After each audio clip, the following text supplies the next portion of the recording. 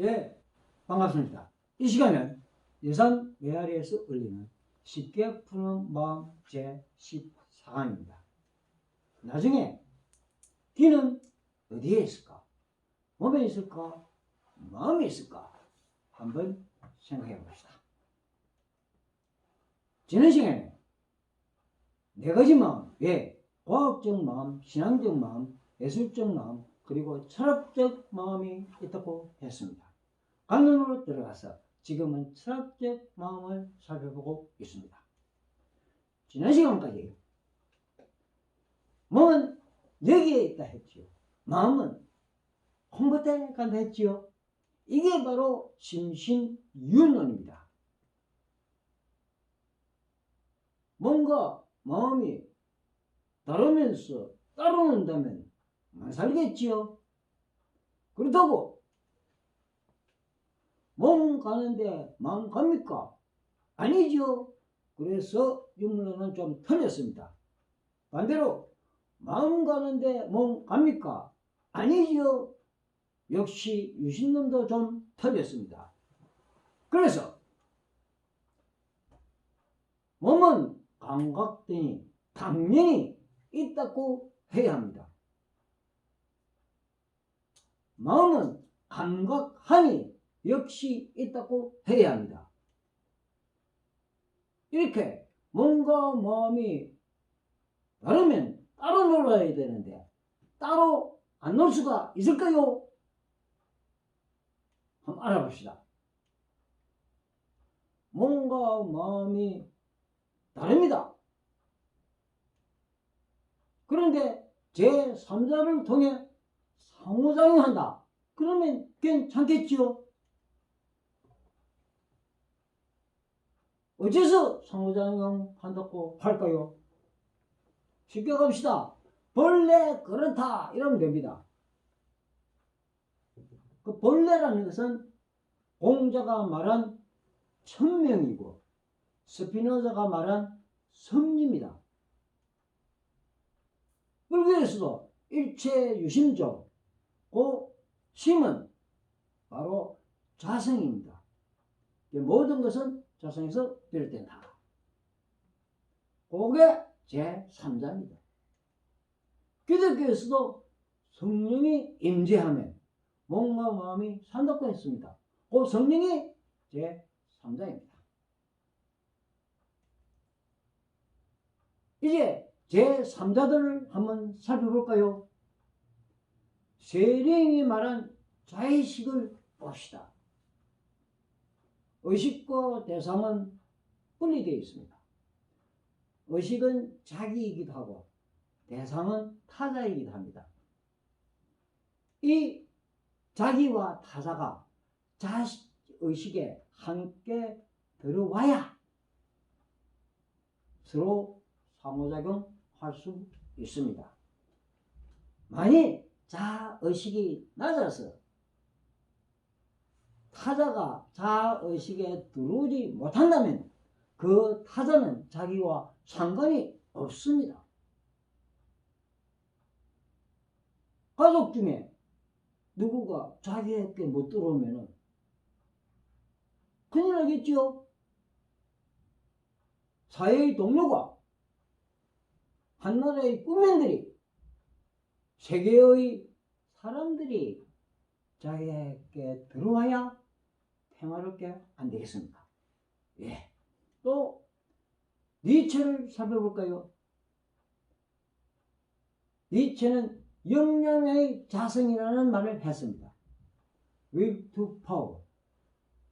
이건 자기와 타자가 나눠져 있는데 자기는 의식이기도 하고 타자는 대상이기도 합니다. 요 의식과 대상을 will to power가 엮어낸다는 것입니다.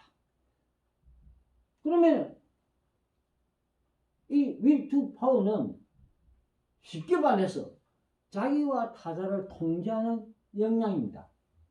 이거는 뭐 잘못 본 얘기가 권력의 의지 이래 돼. 권력이라고 하면 좀 억지고 의지 역시 좀 억지입니다. 즉 남을 억지로 통제하겠다는데 니체는 그런 뜻으로 virtue power를 주장한 것이 아닙니다. 이 virtue power가 높으면 초월자가 된다 하는데 그 그림처럼 바이트하고 있죠. virtue power가 세면은 바위 끝으로 올라가서 초월자가 되고 또 낮으면은 바위 밑으로 내려와서 인간 이하가 된답니다. 그러면 우리 인간은 그 중간쯤에서 오르락내리락 하고 있다는 거죠. 예. 다음은 깁슨이 주장한 생태심리학을 봅시다. 마음과 몸은 분리되어 있으면서 이게 상호작용하면서 우리가 생존하는데 환경에서 인포메이션, 정보가 마음으로 가고 그 정보를 마음에서 감당하는 것이 어포던스입니다. 그래서 인포메이션 어포던스가 회복하는 것이 바로 지각 활동이죠.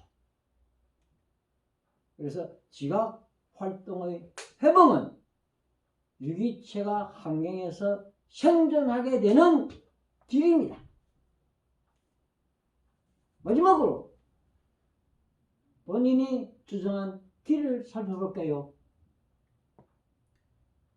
여러분들 마음과 몸이 분리되어 있습니다. 그런데 여러분들 헬기란 말 쓰지요. 헬기는 본래 어디에 있습니까? 예, 몸입니다. 근데 이 헬기가 마음으로 가서 의욕이라는 의미를 가집니다. 그 다음 신기는 어디에 있습니까? 본래 마음에 있습니다.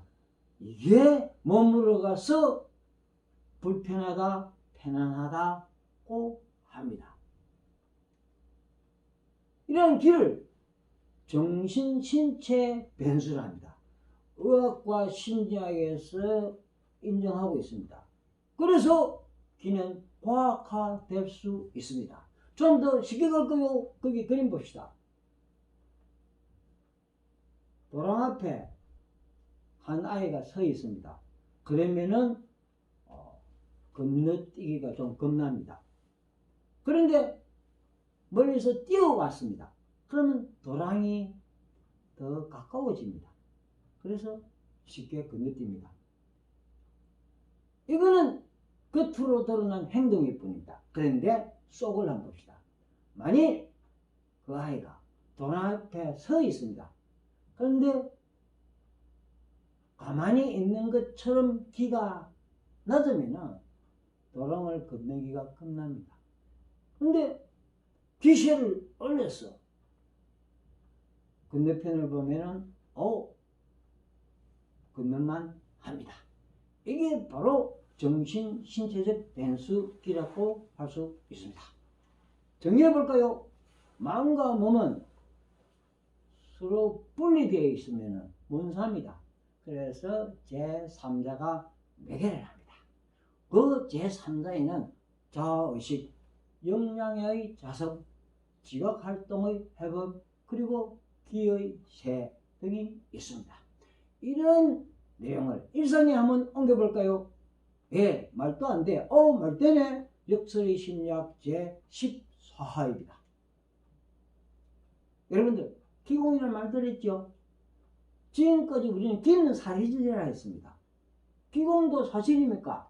아닙니다. 예를 들어 볼까요?